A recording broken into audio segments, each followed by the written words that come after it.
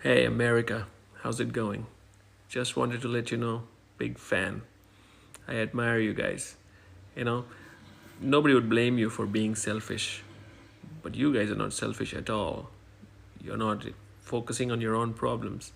You're like, let's look at the other people's problems all around the world. And when countries don't have any problems, you give them some. You could be focusing on the highest rate of incarceration in the world being in the US. You could be doing something about that. But you're like, nah, let's just bomb every place in the world. You could be focusing on the poverty and homelessness in the US. But you're like, no, let's just make sure everybody else in the world is poor and homeless as well. You could be taking care of your children in the United States and that they don't die with gun violence. But you're like, no, let's send billions of dollars to Israel and make sure we kill thousands and thousands of children there. Awesome stuff, man. You could be focusing on making sure that medical debt is not the number one cause of bankruptcies in the United States. But you're like, no, let's make sure we bomb hospitals so that nobody gets medical help anywhere in the world. You could be working for prosperity in the United States, but you're like, no, let's start World War III.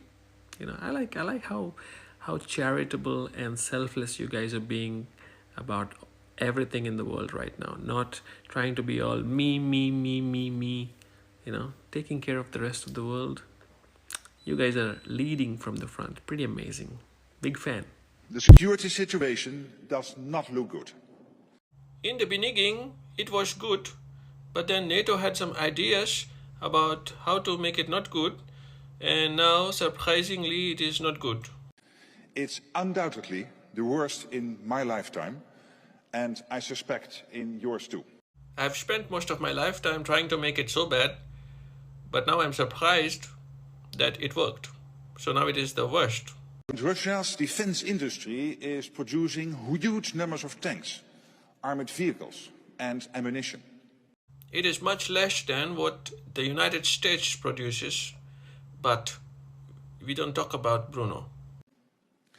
What Russia lacks in quality, it makes up for in quantity. You see, I like to provoke them.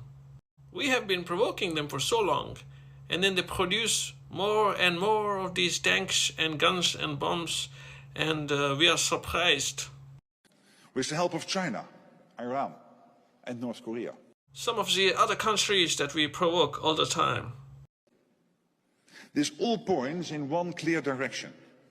Russia is preparing for long-term confrontation with Ukraine and with us. This is called gaslighting. We are getting really good. We provoke them all the time, and then they try to fight back with us.